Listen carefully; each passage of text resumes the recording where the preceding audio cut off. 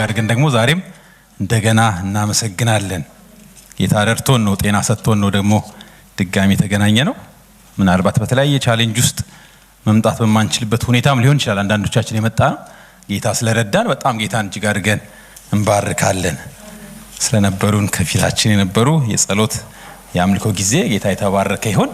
አሁን የእግዚአብሔርን ቃል አጭር ደቂቃ ደግሞ እንካፈላለን፣ ግማሽ ሰዓት እና ከዛ በላይ ያለን መጨረሻ ላይ እንጸልያለን። ሁላችንም ዕብራውያን መልእክት ምዕራፍ 2 እናወጣና የእግዚአብሔርን ቃል ደግሞ እንካፈላለን። የዕብራውያን መልእክት ምዕራፍ 2 እናወጣና ከቁጥር 1 እስከ 10 ያለውን እናነባለን። የዕብራውያን መልእክት ምዕራፍ 2 ከቁጥር 1 እስከ 10 ሁሉ ሰው ካወጣ አብረን እናነባዋለን። በጌታ በኢየሱስም እንደዚህ ይላል። ስለዚህ ከሰማነው ነገር ምናልባት እንዳንወሰድ ለእርሱ አብልጠን ልንጠነቀቅ ያስፈልገናል። በመላእክት የተነገረው ቃል ጽኑ ከሆነ መተላለፍና አለመታዘዝም ሁሉ የጽድቅን ብድራት ከተቀበለ እኛስ እንዲህ ያለውን ታላቅ መዳን ቸል ብንለው እንዴት እናመልጣለን? ይህ በጌታ በመጀመሪያ የተነገረ ነበርና የሰሙትም ለእኛ አጸኑት። እግዚአብሔርም እርሱ ራሱ እንደፈቀደ በምልክትና በድንቅ ነገር በልዩ ልዩ ተአምራትም መንፈስ ቅዱስን በማደል አብሮ መሰከረለት። ስለ እርሱ የምንናገርበትን የሚመጣውን ዓለም ለመላእክት ያስገዛው አይደለምና፣ ነገር ግን አንዱ በአንድ ስፍራ ታስበው ዘንድ ሰው ምንድር ነው? ወይስ ትጎበኘው ዘንድ የሰው ልጅ ምንድን ነው?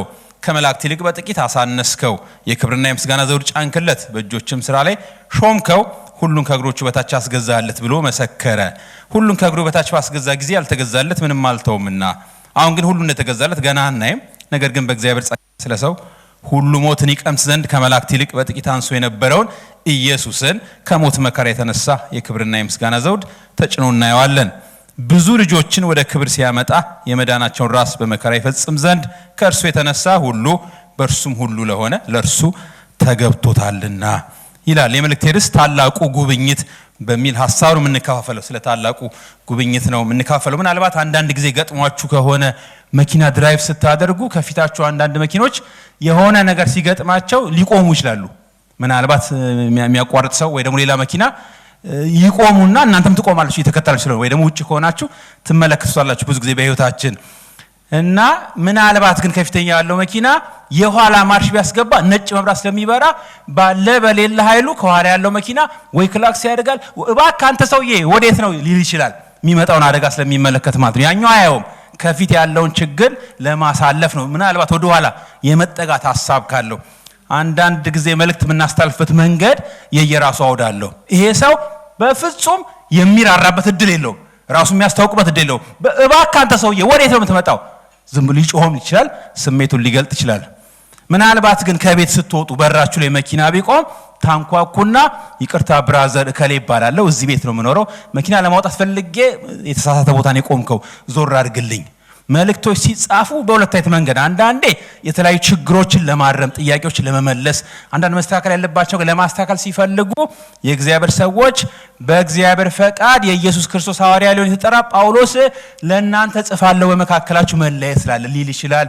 ያሉት ችግሮች ለማረም ራሱን ያስተዋውቅና ለማን እንደሚጽፍ ሰላምታ ያስቀምጥና ወደ መልእክት ይገባል። የዕብራውያን መልእክት ስናነብ እንደዚህ ሰላምታ የለውም። ቀጥታ ከጥንት ጀምሮ እግዚአብሔር በብዙ አይነት ጎዳና መንገድ ለአባቶቻችን በነቢያት ተናገረ፣ አሁን ደግሞ በልጁ እያለ ቀጥታ መልእክቱ ሲገባ ትመለከታላችሁ። ምን ማለት ነው? የዕብራውያን አማኞች ካመኑት እምነት ሸርተት እያሉ ነው። የሆነ ነገር ገጥሟቸዋል፣ ከፊት የሚያሰናክል ነገር ገጥሟቸዋል። ወደፊት እንዳይሄዱ የማያደርጋቸው ነገር አለ ፊታቸው። መከራ ሊሆን ይችላል፣ ስደት ሊሆን ይችላል፣ ምናልባት የመጡበት የይሁዳ አስተሳሰብ ሊሆን ይችላል። ወደ ኋላ ፍሬጅ የኋላ ማርሽ አስገብተው እያፈገፈጉ ላሉ አማኞች የተጻፈ መልእክት ነው። መልእክቱ የመልእክቱ ሐሳብ እንድንረዳ ቀጥታ የገባው እናንተ ሰዎች አደጋ ነው ከኋላችሁ ያለው፣ ወዴት ነው የምታፈገፍጉት ብሎ ቀጥታ የእግዚአብሔር ሐሳብ ያስተላልፍላቸዋል። የዕብራውያን መልእክት ስለ ኢየሱስ ክርስቶስ ትምህርት ሳይሆን ስለ ኢየሱስ ነው የሚናገረው። ኢየሱስን ነው የሚያስተምረው። ኢየሱስ ስላስተማረው ሳይሆን ኢየሱስ ይሄ ነው እያለ የሚያስተምር ነው። ታላቁ ጉብኝት በሚል ሐሳብ ነው የምንከፋፈለው። እንግዲህ የተለያየ ጉብኝት በህይወታችን ይገጥመናል። ሰዎች ሲጎበኙን፣ ጉብኝት ማለት የሆነ ቦታ ላይ የሆኑ ሰዎች መጥተው ሲያዩን፣ ስራ ቦታችን ላይ ወይ ቤት ጠፍተን ከነበረ ደስ ይለናል። እከሌ ነው የሚመጣው ሲባል ዛሬ ተዘጋጅተን እንጠብቃለን፣ ደስ ይላል። የሰው አይነትም አለ። ምናልባት ከቸርች የቤተክርስቲያን መሪዎች ዛሬ ይመጣሉ ቤትሽ ከተባለ ስራም ልንቀር እንችላለን። እንደ የሚመጣው ሰው ጉብኝቱ ዋጋ ይኖራል። እና ምንድነው ይሄ ታላቅ ጉብኝት የሚያወራላቸው? የዕብራውያን ጸሐፊ ለዕብራውያን አማኞች የሚያወራላቸው ታላቁ ጉብኝት የትኛው ጉብኝት ነው? የመንግስት አካላት ሲመጡ የምንቀበልበት መንገድና ጎረቤት የምናውቀው ልጅ የሚመጣበትን መንገድ የምናስተናግድበት የተለያየ ነገር ነው። ስለዚህ እዚህ ክፍል ላይ እያወራቸው ያለው ነገር ስለ እግዚአብሔር ጉብኝት ነው። እግዚአብሔር ይጎበኛል። እግዚአብሔር ሰውን ነው የሚጎበኘው። ሰውን ሲጎበኝ ደግሞ ትልቅ ጉብኝት አለው። የተለያየ የእግዚአብሔር የጉብኝት መንገዶች። እግዚአብሔር ከጥንት ጀምሮ ሰውን በመጎብኘት የኖረ አምላክ ነው። ከጥንት ጀምሮ በነቢያት ለአባቶቻችን በመላእክት በመካከል ይናገር ነበር፣ በነ ሙሴ ይናገር ነበር። በዚህ ዘመን መጨረሻ ላለነው ግን በልጁ ነው ሁሉ ወራሽ ባደረገው ደግሞ ዓለማት በፈጠረበት በልጁ ነው የተናገረው ብሎ የመጨረሻው ታላቅ የሆነ የእግዚአብሔር ጉብኝት። እግዚአብሔር ሰውን ሲጎበኝ የጀመረው እንደምናውቀው ዘፍጥረት ምዕራፍ 3 ቁጥር 8 ላይ አዳምና ሔዋን ከወደቁ በኋላ ከእግዚአብሔር ክብር ከጎደሉ በኋላ እግዚአብሔር መጣ። ዘፍጥረት ምዕራፍ 3 ቁጥር 8 ላይ በመሸ ጊዜ ቀኑ ሲመሽ የእግዚአብሔር ድምጽ በገነት ሲመላለስ ሰሙና ተሸሸጉ። አዳምና ሔዋን እንደተፈጠሩ መጀመሪያ ያዩት እግዚአብሔርን ነው። አሁን እግዚአብሔር ማየት ፈሩ ማለት ከኃጢአት የተነሳ እግዚአብሔር ጉብኝት መጣ። ሲጎበኝ ዘፍጥረት ላይ ተስፋ ሰጣቸውና ሄደ። ከሴት የሚወለደው እሱ የእባቡን ራስ ይቀጠቅጣል የሚል ተስፋ የመጀመሪያ ጉብኝት። አሁን እግዚአብሔር ከሴት የሚወለደው የእባቡን ራስ ይቀጠቅጣል የሚለውን ተስፋ ለማስፈጸም በተለያየ ዘመን በተለያየ መንገድ በልዩ ልዩ ጎዳና በነቢያት እየተናገረ የቆየ አምላክ ነው ማለት ነው። አሁን የመጨረሻ ዘመን ላይ የተገኙ አማኞች ናቸው የዕብራውያን አማኞች። የዕብራውያን አማኞች ደግሞ የመጨረሻው ዘመን ላይ ተገኝተው የመጨረሻውን የእግዚአብሔር መናገሪያ የመጨረሻውን የእግዚአብሔር ጉብኝት ተቀብለው ትልቅ እምነት ይዘው ወደ ኋላ ወደ ቀደመው ማለት ነው። ገላትያ ላይ ሲናገር ሕጉ እኮ የተስፋ ቃሉን የሚሽር ሳይሆን የተስፋ ቃል የተሰጠው ዘር እስከሚመጣ ድረስ በመላእክት እጅ በመካከለኛ ስለመተላለፉ የተጨመረው ሕጉ ላይ እንዳትመለሱ። ሕጉ በሚሰራበት ምን ማለት ነው? ብሉይ ኪዳን ላይ የሚሰራው ሕጉ ነው። ብሉይ ኪዳን ላይ እግዚአብሔር በሕግ ይሰራ ነበር፣ በሕግ ያስተዳድራቸው ነበር። ብሉይ ኪዳን እያለ ሕጉ በሚሰራበት ጊዜ በዚህኛው ቃል ኪዳን ውስጥ መገኘት ትክክል ነው። እግዚአብሔር ግን ኪዳን ቀይሮ በአዲስ ኪዳን አዲስ ጉብኝት ባመጣበት ዘመን ወደ ኋላ መመለስ ወደ ደካማው ወደ ተናቀው እግዚአብሔር ወደ ሌለበት መመለስ ነው እያላቸው። ስለዚህ ይሄ የመጨረሻው ታላቁ ጉብኝት ምን እንደሚመስለው ይነግራቸው። እያፈገፈጉ ነው። ተስፋ መቁረጥ ነው ያሉት። እምነታቸው ሊጥሉ ነው። እምነት ጀምረዋል። የሰሙት ነገር ነበረ። ወንጌልን ሰምተው በክርስቶስ ኢየሱስ አምነዋል። አምነው ግን እምነታቸውን እስከ መጨረሻ የሚሄዱበትን ፍጥረት ቀንሰው ወደ ኋላ ለመመለስ ያሉ ናቸው። እምነት መጀመሪያም አለው መጨረሻም አለው። ጴጥሮስ ሲናገር በክርስቶስ ኢየሱስ እኮ ስታምኑ ያመናችሁት እኮ የእምነታችሁ ፍጻሜ አለው። የእምነታችሁ ፍጻሜ የነፍሳችሁ መዳን ነው። እሱ ማለት የማይነገር ክብርና ሐሴት ደስታ የምትቀበሉበት ነው። እምነት በመስማት የምንገባበትና ምንጨርስበት ነገር ያለው እንደሆነ ያስቀምጥልናል። ስለዚህ ምንድነው ዛሬ ማወራችሁ? ይሄ ጉብኝት ምን አይነት ባህሪ ነው ያለው? ልክ በዕብራውያን አማኞች ውስጥ ነን የምንመለከተው። የዕብራውያን አማኞች ተስፋ እየቆረጡ እያፈገፈጉ ትላንትና ይከተሉት የነበረው የብሉይ ኪዳን ስርዓት እየናፈቁ ያሉበት ነው። አንዴ እንደው ቆሮንቶስ ሲናገር አባቶቻችን ከሙሴ ጋር መንፈሳዊ መብል በልተው መንፈሳዊ መጠጥ ጠጥተው ግን በብዙዎቹ እግዚአብሔር ሳልተደሰተ የት ነው የቀሩት? ምድረ በዳ ቀሩ። መውጣት አንድ ነገር ነው፣ መጨረስ ግን ዋናው ነገር መጨረስ ነው። በወጣንበት ፍጥነት ሄደን ካልገባን ምድረ በዳ ልንቀር እንችላለን፣ ልንጠፋ እንችላለን። የመጀመሪያው እምነት ላይ ብቻ እንዳንደገፍ የሚጨርስ እምነት አለ ማለት ነው። አሁን ኢየሱስ ክርስቶስ የመዳናቸውን ራስ ይፈጽም ዘንድ እምነታችን ምን አለው? ፍጻሜ አለው ማለት ነው። የመጨረሻው ፍጻሜ ደህንነት ይባላል። የነፍሳችን መዳን ነው። አሁን ይሄን የነፍስ መዳን እግዚአብሔር ጉብኝት ነው። እግዚአብሔር ሰውን የጎበኘበት ነው። ለምሳሌ ኢዮብ ምዕራፍ 7 ቁጥር 16 እስከ 18 ስናነብ ኢዮብ አንድ ነገር አለ። እግዚአብሔር ሆይ እኔ ለዘላለም መኖር በቃ አልፈልግም፣ ሕይወቴን ናኳት፣ ተጸየፍኳት፣ አልፈልግም፣ ይቅርብኝ።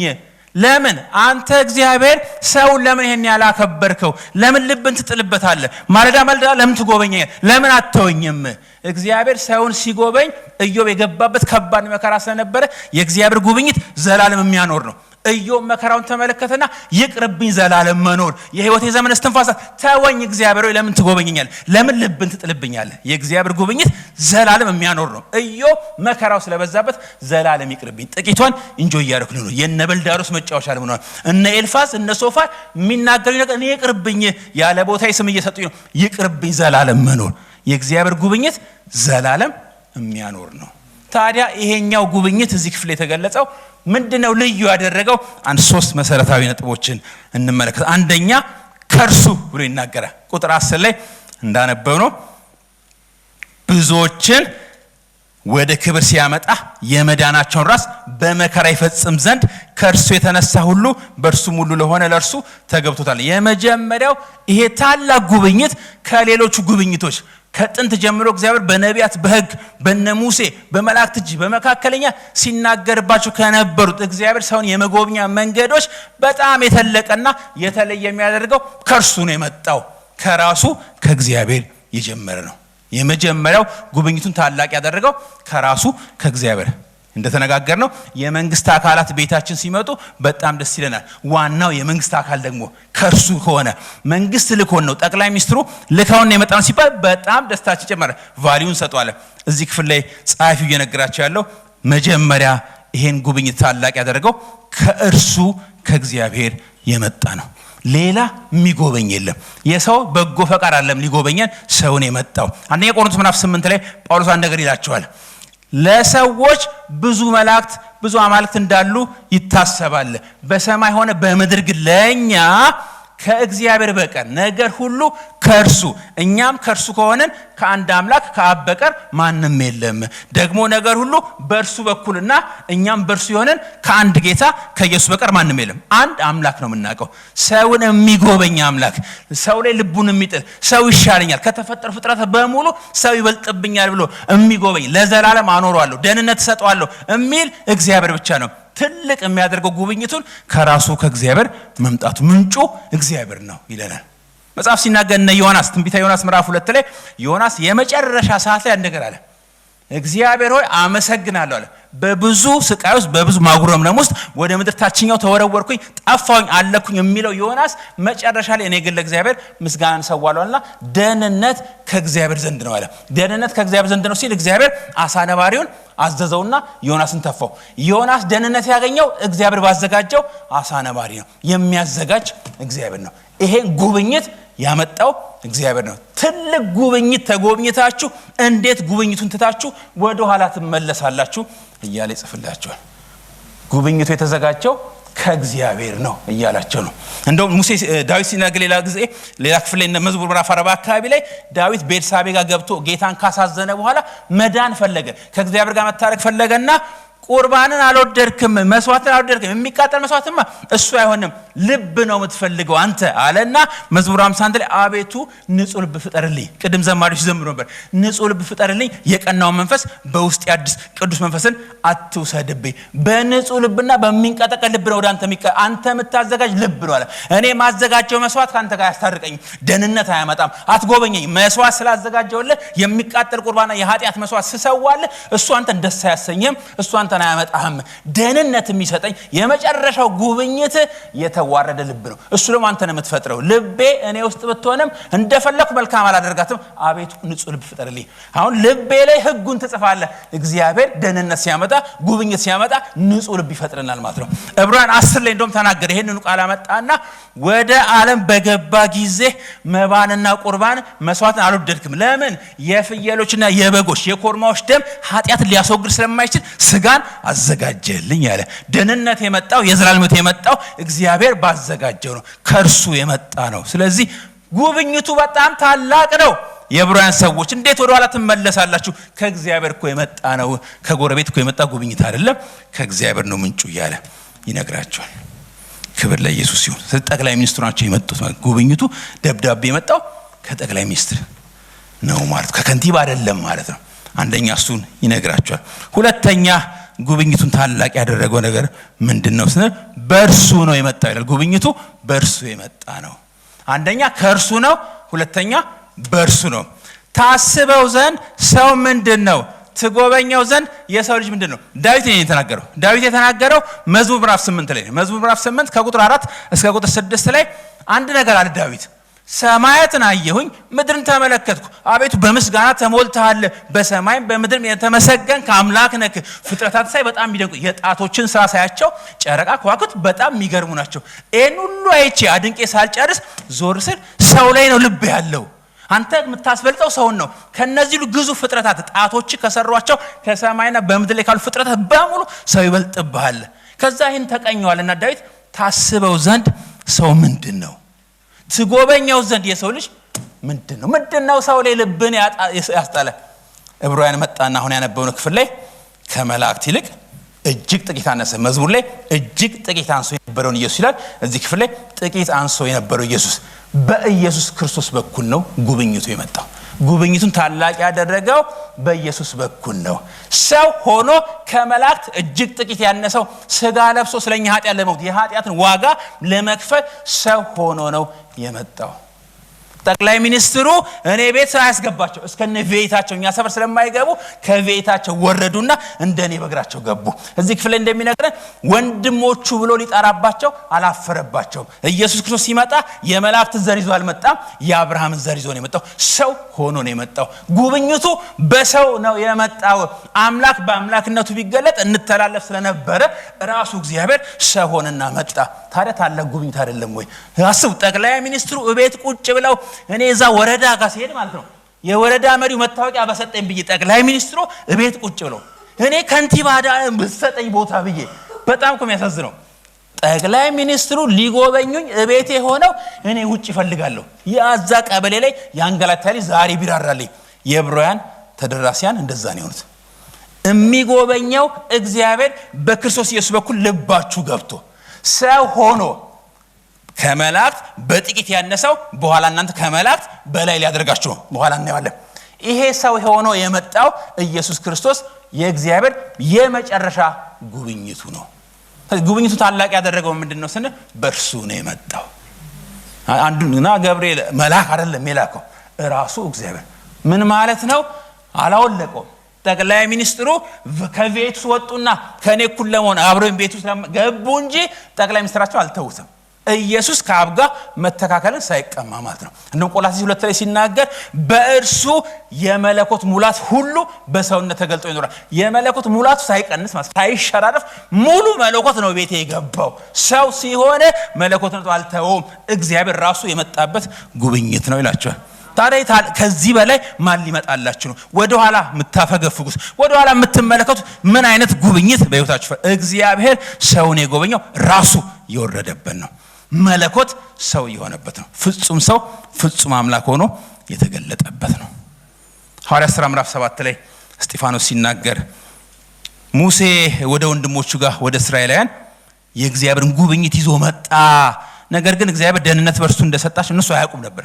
ሙሴ ወደ ወንድሞቹ ነው የመጣው። እግዚአብሔር ወንድሞች ብሎ ሊጠራን ሳያፍርብን ታላቁ ጉብኝት ሰው ሆኖ እኛ ቤት መጣ። ስለዚህ ትልቅ ጉብኝት ነው። በአዲስ ኪዳን የተጎበኘ ነው። እንዴት ወደ ኋላ እናፈገፍጋለን? እንዴት እንመለሳለን? የዕብራውያን መልእክት ጻፊ ይሄን ነው የሚነግራቸው። ኢየሱስ ክርስቶስ ፍጹም ሰው ፍጹም አምላክ ሆኖ ሊጎበኘን መጣ። እግዚአብሔር በኢየሱስ ክርስቶስ በኩል ነው የመጣው። ራሱ እግዚአብሔር ነው የመጣው። ጉብኝቱ ከራሱ ከእግዚአብሔር ነው የመነጨዋለን። በራሱ በእግዚአብሔር ነው የመጣው። ራሱ እግዚአብሔር ነው ቤታችን የመጣው። ትልቅ ነው ጉብኝቱ እያለ ይሄን ጉብኝት ያጎላባቸዋል። በጣም ትልቅ እኮ ነው። እንዴት ወደ ኋላ ወደ ምዕራፍ 3 ወደ ምዕራፍ 8 ፍሩ ይላቸዋል። መፍራት አለባችሁ። ምድረ በዳ ላይ መቅረት አለ። ሙሴን እንኳን ምደመሰውን ያውቃል ብሏል እግዚአብሔር። መጥፋትም እኮ አለ። እንደተወጣ አይገባም። የቀሩ አሉ። የሰንበት ረፍት ቀርቷል። ያ የእግዚአብሔር ሕይወት መግባት የሚቻለው እስከ መጨረሻ ስትጸኑ ነው እያል ከባድ ቃላት ይጠቀማል። እዚህ ጋር ግን አስቀድሞ ጉብኝቱን ይስልባቸዋል። ትልቅ ጉብኝት ነው። እግዚአብሔር አምላክ ሰውን ስጋ ለባሽን ኢመንት የሆነውን ሰው ሊጎበኘው መጣ። የመጨረሻ የመጎብኛው መንገድ ነቢያት አይደለም የተላኩት፣ ሙሴ አይደለም የተላከው፣ ከመላእክት የሚበልጠው ራሱ ኢየሱስ መጣ። ስለዚህ በእርሱ በኩል ነው ጉብኝቱ ብሎ ይነግራቸዋል። ክብር ለኢየሱስ ይሁን። ኢዮብ ጋር ስትመጡ ኢዮብ እነዛ ጓደኞቹ የማይገባ ነገር በጣም ይናገሩት ነበረ። መጨረሻ ላይ ኤሊሁም የሚባል ሰው መጥቷል። ኤሊሁም ራሱ ትርጓሜው እርሱ አምላኬ ነው ማለት ነው። ኤሊሁም ስለ እግዚአብሔር መልካም ነገር የሚናገር ኢዮብ ና ስማ፣ ኢዮብ 37 ላይ ኢዮብ ና ስማ፣ ቁም፣ የእግዚአብሔርን ተአምር ተመልከት ይለው ነበር። እግዚአብሔር ኢዮብ ጋር ለጉብኝት የመጣው በሰው በኩል ነው። እግዚአብሔር በሰው በልጁ በኢየሱስ ክርስቶስ በኩል ነው እኛ ጋር ለጉብኝት የመጣው።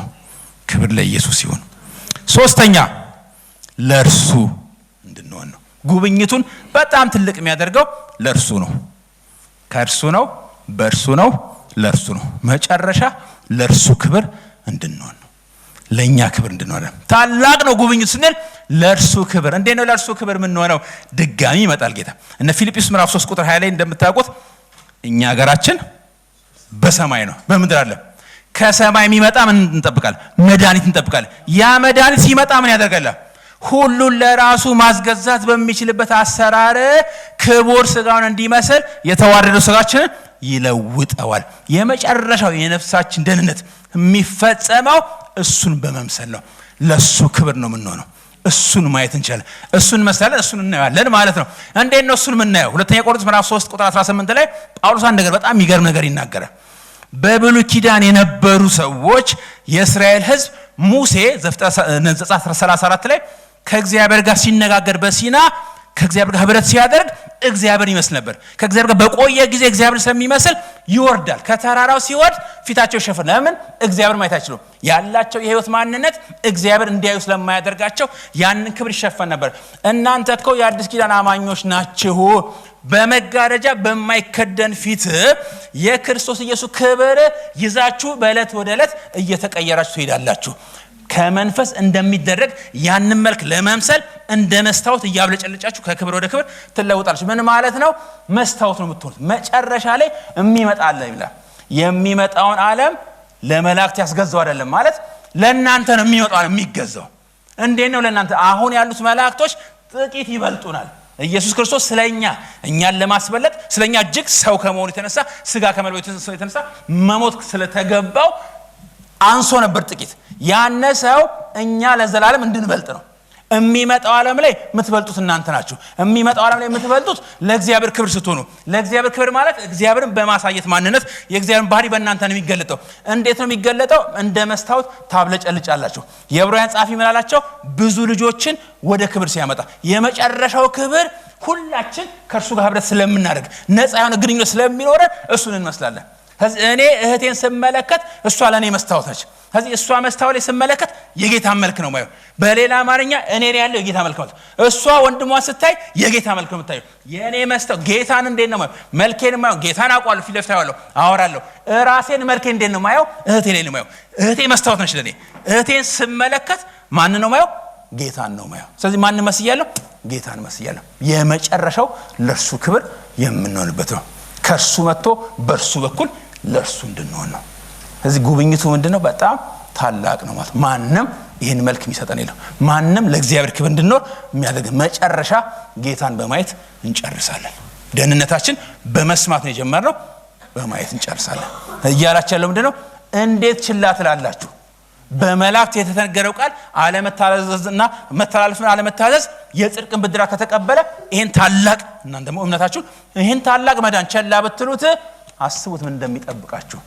በብሉይ ኪዳን እንኳን በመላእክት የተሰጠው ሕግ ሲተላለፉት ቅጣት ካመጣ የእናንተማ የባሰ ነው። ስለዚህ እንዴት ወደ ኋላ ትመለሳላችሁ?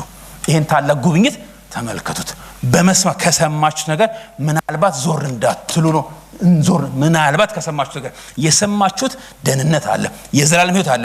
እሱ ጋር እየሄዳችሁ ነበረ። የሰማችሁት ትታችሁ የኋላ ማርሽ አስገብታችኋል።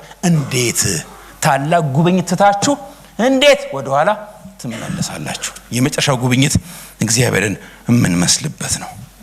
ኢዮብ መጨረሻ ላይ ምዕራፍ 42 ቁጥር 5 ላይ ዘጋው። መስማትንስ ጆሮቼ ሰምተው ነበረ፣ አሁን ግን ዓይኔ አየች አለ። የእግዚአብሔር ጉብኝት ኢዮብ ጋር መጣ። የመጨረሻ የእግዚአብሔር ጉብኝት እሱን ማየት ጋር ያደርሰናል። እሱን እንመስላለን፣ እሱን እናንጸባርቃለን። የያዕቆብ መልእክትንም እንደውም ነገረን። ያዕቆብ መልእክት ምዕራፍ 5 ቁጥር 10 ላይ አንድ ነገር ተናገረ። የትዕግስት ምሳሌ የሆኑ ሰዎች አሉ፣ በጌታ ስም የተናገሩ ነቢያት አሉ፣ እነሱን ብፁዓን እንላቸዋልና ኢዮብን ጠቀሰው። ወንድሞቼ ሆይ ኢዮብ ለካ ነቢይ ነበር ማለት ነው። እግዚአብሔር ለምን እንደምትጎበኘኝ ያለው ታይቶት ነው ማለት ነው። እግዚአብሔር ሰውን ይጎበኛል። እግዚአብሔር ሰውን ሲጎበኝ ለዘላለም ነው የሚያደርገው። ራሱ ነው የሚጎበኘው፣ በእርሱ በኩል ነው፣ ለእርሱ ክብር ነው የሚያደርገው። መጨረሻ ላይ የያዕቆብ መልእክት ምን ነገረን? እንግዲህ ኢዮብ እንደታገሰ ሰምታችኋል፣ ጌታም እንደፈጸመለት አይታችኋል። አንባችኋል፣ ሰምታችኋል። ከዛ ጌታም እንደፈጸመ ሰምታችኋል፣ አይታችኋል ነው የሚለው። ኢዮብ በመከራ ውስጥ መታገሱን ሰምታችኋል፣ ጌታ እንደፈጸመለት አይታችኋል። የሚታይ ነው ማለት ነው። እምነታችን መጨረሻው በማየት የሚደመደም ነው። ጌታ እጅግ የሚምር የሚራራም ነውና የመጨረሻ የእግዚአብሔር ራእይ ለእርሱ ክብር እርሱን ወደ ማየት ያደርሰናል ማለት ነው። ስለዚህ ጉብኝቱ በጣም ታላቅ ጉብኝት ነው። እንዴት ወደ ኋላ እናፈገፍጋለን? እንዴት እንመለሳለን? ከእርሱ የመጣ ነው፣ በእርሱ በኩል የመጣ ለእርሱ ክብር የሚሆን ነው። ሮሜ ላይ ጳውሎስ መጨረሻ የተናገረ እግዚአብሔርን ማን ነው የሚያውቀው? ባለጠግነቱ ማን የተረዳ? ለመንገዱም ፍለጋ የለውም፣ ደግሞ ፍርዱ አይመረመርም። ማን ነው ያማከረው እግዚአብሔርን? ማንም አላማከረም። ማን ነው ብድራት ይጠይቅ ዘንድ አስቀድሞ ለእግዚአብሔር ይሰጠዋል? የለም፣ ማንም የለም። ስለዚህ አለ ሐዋርያው ቅዱስ ጳውሎስ ሁሉ ከእርሱ በእርሱ ለእርሱ ነውና ለእርሱ ለዘላለም ክብር ይሁን አለ። ሁሉ ከእርሱ በእርሱ ለእርሱ ነውና። ስለዚህ ታላቅ ጉብኝት ወደኛ መጥቷል። ይሄ ጉብኝት ከእግዚአብሔር ነው፣ በእግዚአብሔር ነው፣ ለእግዚአብሔር ነው። ከእርሱ የመጣ በእርሱ በኩል ለእርሱ ክብር የሚሆነው ይህን ጉብኝት ዛሬ ማሰብ እንዲሆንልን ትልቅ የመጨረሻ ሌላ መጎብኛ የለውም። እግዚአብሔር ሌላ መጎብኛ መንገድ የለውም። የመጨረሻ መናገሪያው በድምፅ የመጣው እንዳንጥ። ስለዚህ መጀመሪያ የሰማንበት ወንጌል ሰምተን የዳንበትን እምነት ዛሬ እንዳንጥል ጠበቅ እንድናደርገው ትልቅ ጉብኝት ነው። ከፊታችን የሚጠብቀን ትልቅ ክብር አለ። የማይነገር ክብርና ሐሴት ከፊታችን ይጠብቀናል። እሱን እየመሰለ እንደ መስታወት እያብለጨለጭን የምንኖርበት የሚመጣ ዓለም አለ። እዚህኛው ዓለም ላይ ብቻ አንቀርም። የሚመጣ ዓለም አለ። የሚመጣ ዓለም በክርስቶስ ላመኑ የሚገዛ ነው ማለት ነው። ስለዚህ ይሄ ታላቅ ጉብኝት ዛሬ እንዳይወሰድብኝ እጸናለሁ። ማርሽ ቀይረው ምናልባት የኋላ ማርሽ ያስገባን ካለን በተለያየ ግን ለምን መከራ ውስጥ ገባው? እኔ ቢቀርብኝስ? ትናንትና ሰላም ነበርኩኝ፣ ዝም ብዬ ገብቼ እኔ አንዴ በጌታ ሳልሆን ምንም ይነካኝ ነገር አልነበረም። የፈለኩትን በላለሁ፣ የፈለኩት ገባለሁ። አሁን መከራ በዛብኝ፣ እኔ ቢቀርብኝስ? እንደው ሺህ ዓመት አልኖርም እያለ ያለሽ ነፍስ ካለ ዛሬ ማርሽ እንድታስተካክል ትልቅ ጉብኝት ነው በህይወትሽ የመጣው። እንዴት ጌታ ቤት ቁጭ ብሎ እንዴት ጠቅላይ ሚኒስትሩ ቤት እያሉ እንዴት እኔ ወረዳ ጋር ሂጄ እንዴት ሂጄ እዛ እንደ ጉቦ እንኳን በሰጠላለሁ መንግስት የሚሰጠኝ ቤተ መንግስት የሚሰጠኝ ቤቴን ቤተ መንግስት የሚያደርገው ሊጎበኘን የመጣው ጌታ እሱን እንድንመስል ሊለውጠን ነው። እኛ ውስጥ ያለው ይመጣል። ዳግመኛ መድኃኒት ይመጣል። እዚህ ሀገር ላይ አንቀርም። የሚመጣ ዓለም አለ። ይሄን የሚመጣ ዓለም ላይ እሱን መስለን ከመላእክት በላይ ሆነን መኖር የምንችለው ዛሬ እምነታችንን አጥብቀን ስንይዝ ነው። ስለዚህ ቸላ አትበሉ የሚል መልእክት ነው። ያስጮሃል ማለት ነው። ስለዚህ ከሌ ባላለው ብሎ ራሱ አላስተው ዘሎ ወደ መልእክቱ የገባው አደጋ ነው። ወደ ኋላ እየመጣ ያለው መኪና የሚያደርሰው አደጋ ትዕግስት ቢሰጥ አይደለም፣ የሚዘጋጅበት አይደለም። ኮቱን አስተካክሎ ይቅርታ ነው ወንድም ዛሬ አሁን የመጣሁት እዚህ ጋር ያለበት ቦታ የሚያስብል አይደለም ማለት ነው። እረ እናንተ ሰዎች ብሎ ቀጥታ ወደ መልእክት የሚያስገባ ነው ማለት ነው። ዛሬ መንፈስ ቅዱስ ምንድነው እያለን ያለው ነገር? እምነታችንን እስከ ፍጻሜ አጥብቀን እንያዝ። የእምነታችን ፍጻሜ ያለው እሱም የነፍሳችን ደህንነት ነው። እሱን ለመምሰል ተጠርተናል። ሁሉ ከእርሱ፣ ሁሉ በእርሱ፣ ሁሉ ለእርሱ፣ ክብር ለእርሱ ይሁን። ጨርሻለሁ። ተባረክ።